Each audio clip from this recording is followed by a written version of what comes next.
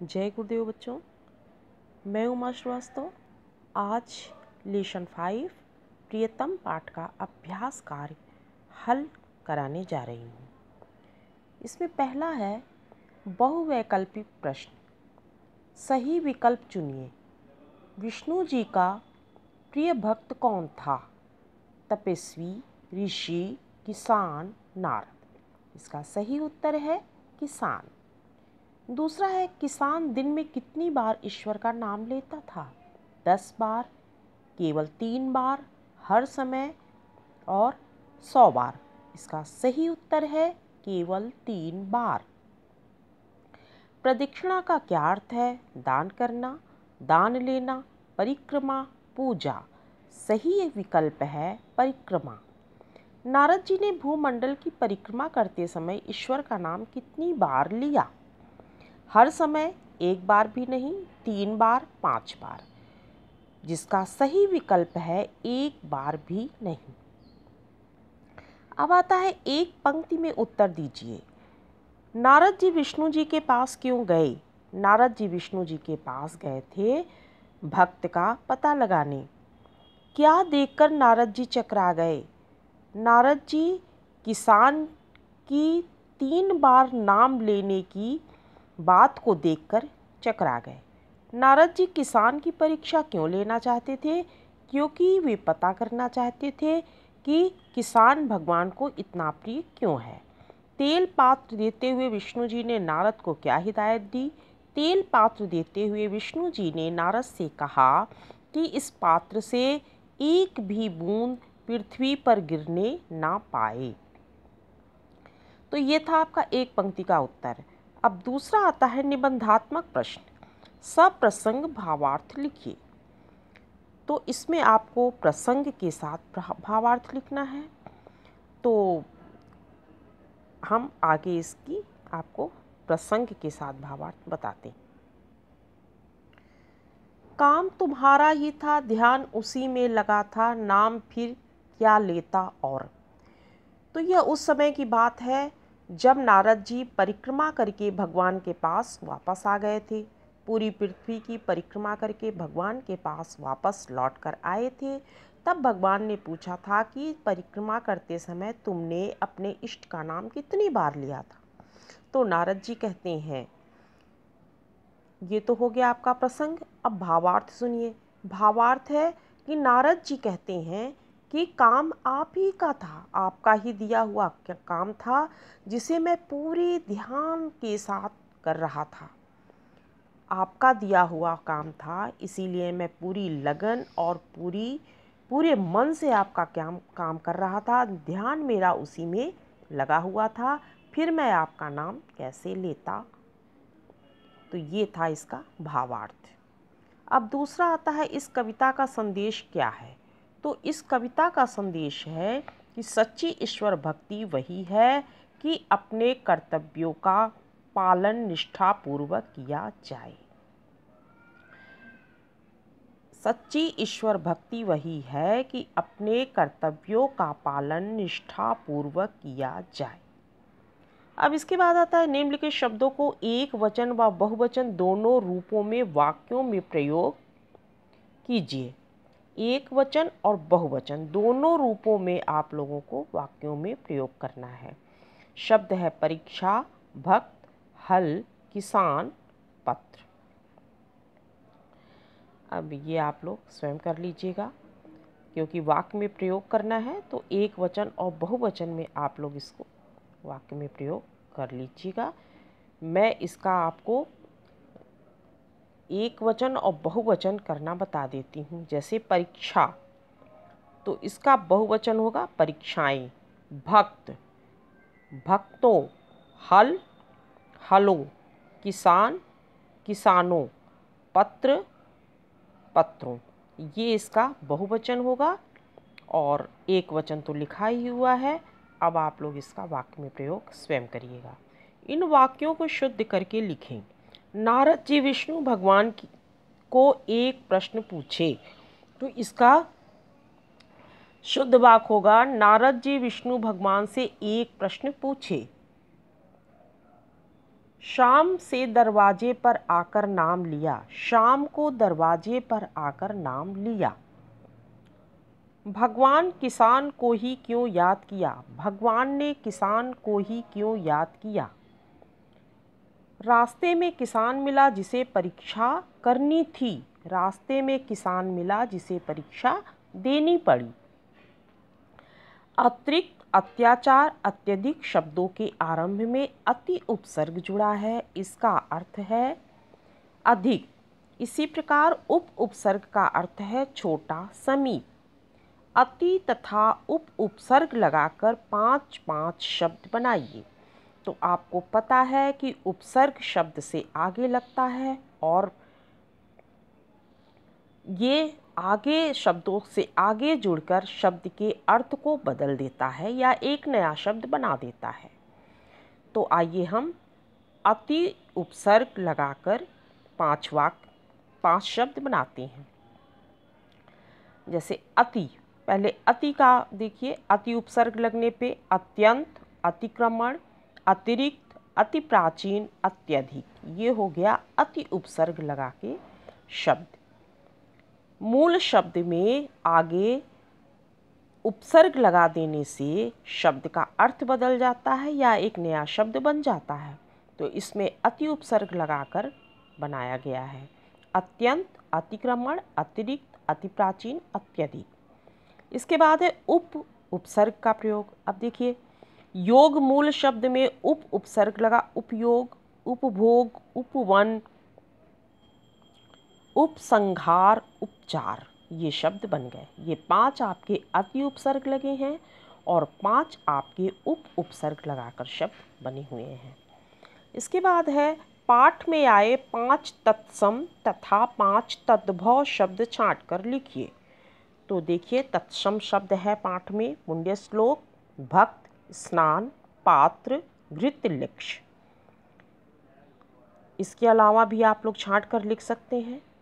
तद्भव शब्द है किसान, तीन, तेल, प्रधान, याद, यह है तद्भव शब्द। क्रिया, पद और काल। मैंने कल विद्यालय में भाषण दिया था, मैं टेलीविज़न देख रहा था, मैं जिंदगी भर सबके लिए लड़ता रहूँगा।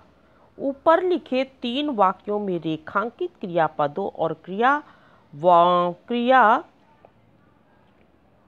पदबंधों को ध्यान से पढ़ें। ये क्रिया से होने का समय काल बता रहे हैं, ये क्रिया का होने का समय और काल बता रहे हैं। क्रिया के जिस रूप से काम होने का समय का बोध हो उसे काल कहते हैं। काल के 3 भेद होते हैं, जैसे कि आप लोग को मालूम है कि भूतकाल, वर्तमान काल, भविष्य काल। काल के 3 भेद होते हैं जिसे हम लोग 3 वर्गों में बांटते हैं, वर्तमान काल, भूतकाल और भविष्यत काल। वर्तमान काल कहते हैं जो चल रहा होता है, भूतकाल कहते हैं जो बीत गया होता है और भविष्यत काल कहते हैं जो आने वाला होता है। अब तीनों कालों के लिए 3-3 क्रियापद लिखिए, ये आप लोग स्वयं करेंगे। इसके बाद है निम्नलिखित प्रश्नों के उत्तर दें। किसान दिन भर में कब कब ईश्वर की प्रार्थना करता था तथा क्यों? किसान दिन भर में 3 बार ईश्वर की प्रार्थना करता था। हल जोतकर, शाम को जब घर पर लौट कर आता था और प्रातःकाल खेत पर जाने से पहले, क्योंकि वह अपना उत्तरदायित्व निभाता था। वह अपना उत्तरदायित्व निभाते हुए भगवान को याद करता था। सप्रसंग व्याख्या कीजिए। उत्तरदायित्व कई हैं लादे एक साथ, सबको निभाता और काम करता हुआ, नाम भी वह लेता है, इसी से है प्रियतम। अब इसकी सप्रसंग व्याख्या करनी है। प्रसंग वही है कि यह उस समय की बात है जब नारद जी विष्णु भगवान के पास गए थे यह पता करने के लिए कि भगवान का सबसे अधिक भक्त कौन है, सबसे सच्चा भक्त कौन है। तो भगवान ने बताया कि मेरा सबसे प्रिय भक्त किसान है। तो यह तो हो गई इसकी प्रसंग। और अब व्याख्या देखिए। काम करता हुआ नाम भी वह लेता है, इसी से है वह प्रियतम। तो किसान जो था वो अपने उत्तरदायित्व को निभाते हुए, अपने कर्तव्यों को निभाते हुए ईश्वर को याद करता था और भगवान का भी स्मरण करता था, साथ साथ अपने उत्तरदायित्व को भी निभाता था। इसीलिए यह भगवान का सबसे प्रिय भक्त था। तो इसको मैंने आपको लिखकर भी बता दिया है। ये प्रसंग है। प्रस्तुत कविता श्री सूर्यकांत त्रिपाठी निराला जी द्वारा रचित है। कवि ने कर्म को ही महत्वपूर्ण बताया है। यह है इसका प्रसंग। प्रस्तुत कविता श्री सूर्यकांत त्रिपाठी निराला जी द्वारा रचित है। कवि ने कर्म को ही महत्वपूर्ण बताया है। अब व्याख्या है। कवि कहते हैं कि किसान अपनी जिम्मेदारियों को निभाते हुए ईश्वर को भी याद करता रहता है, इसीलिए वह ईश्वर का सबसे प्रिय भक्त है। तो यह है इसकी व्याख्या। कविता की पंक्तियाँ पूरी करनी है जो आप लोग स्वयं करेंगे। इसके बाद है मित्र को अपने जीवन में सफलता पाने हेतु मेहनत की आवश्यकता पर बल देने हेतु पत्र लिखना है। यह भी आप स्वयं। इसके बाद है निम्नलिखित शब्दों के समानार्थी शब्द लिखिए। समानार्थी शब्द कहते हैं जो समान अर्थ वाले होते हैं, जैसे काम कार्य, आज्ञा आदेश, उल्लास खुशी, पात्र बर्तन, स्नेह प्रेम, उत्तरदायित्व जिम्मेदारी, किसान कृषक, विष्णु कमल नयन, विश्व संसार आवश्यक जरूरी। निम्न के शब्दों को पर्यायवाची शब्द लिखें।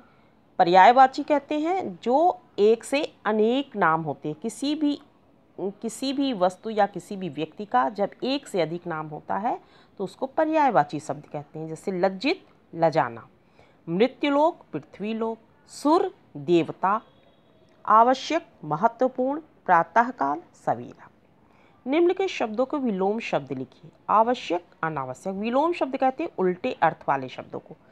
जब किसी शब्द का उल्टा अर्थ बताए तो उसको विलोम शब्द कहते हैं। आवश्यक अनावश्यक, आज्ञा अवाज्ञा, उत्तर प्रश्न, सत्य असत्य, मृत्युलोक स्वर्गलोक, सज्जन दुष्ट, मधुर कर्कश, दिन भर रात भर।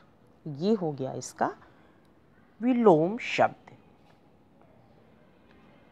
अब कह रहे हैं कि पाठ में आए योजक चिन्ह युक्त शब्दों को ध्यान पूर्वक पढ़ें तथा 3 शब्दों को अपनी पुस्तिका में लिखें। योजक शब्द कहते हैं जो 2 शब्द एक साथ जुड़ कर बनते हैं। तो योजक शब्द है आपकी कविता में तेलपूर्ण, घृतलक्ष्य और विश्व पर्यटन। प्रत्यय लगाकर भाववाचक संज्ञा बनाइए। प्रत्यय लगाकर भाववाचक संज्ञा बनाना है। जैसे मैंने बताया था कि शब्द से आगे जोड़कर जो शब्दांश जो शब्द से आगे जोड़कर शब्द को एक नया रूप देते हैं उनको उपसर्ग कहते हैं। इसी प्रकार से वे शब्दांश जो मूल शब्द से पीछे लगकर शब्दों के अर्थ या शब्द को बदल देती हैं उसको प्रत्यय कहते हैं। तो पन प्रत्यय जोड़कर 5 भाववाचक संज्ञा बनानी है। इसमें पन प्रत्यय होगा बचपन। बच मूल शब्द है और इसमें पन प्रत्यय लगा है। बड़प्पन, मृदुलपन, मृदुल मूल शब्द है, पन प्रत्यय है। निष्ठुरपन, निष्ठुर मूल शब्द है, पन प्रत्यय है, जो बन गया निष्ठुरपन। ये पन प्रत्यय लेके शब्दों को एक नया रूप दे दिया है। तो इस प्रकार से ये आपका भाववाचक संज्ञा बन गया है। इसके बाद आता है अव आवा त पा त्वा प्रत्यय लगने पर भी भाववाचक संज्ञाएं बनती हैं। ये प्रत्यय लगाकर 2-2 शब्द बनाइए। अब इन प्रत्ययों को लगाकर आव, आवा, ता, पा, त्वा प्रत्यय लगाकर आपको भाववाचक संज्ञा बनानी है। तो आव से होगा चुनाव लगाओ, आवा से पहनावा दिखावा, ता से दास्ता निकटता, पा से आपा बुढ़ापा, त्वा से अमृतत्व पुनरत्व। ये आपका प्रत्यय लगाकर शब्द बन गया, भाववाचक शब्द बन गया। तो ये था आपका अभ्यास कार्य। जो मैंने पूर्ण करा दिया है। अब कहीं पर आपको यदि प्रॉब्लम होती है तो आप कमेंट बॉक्स में लिखकर या कॉल के द्वारा मुझसे संपर्क कर सकते हैं। जय गुरुदेव, धन्यवाद।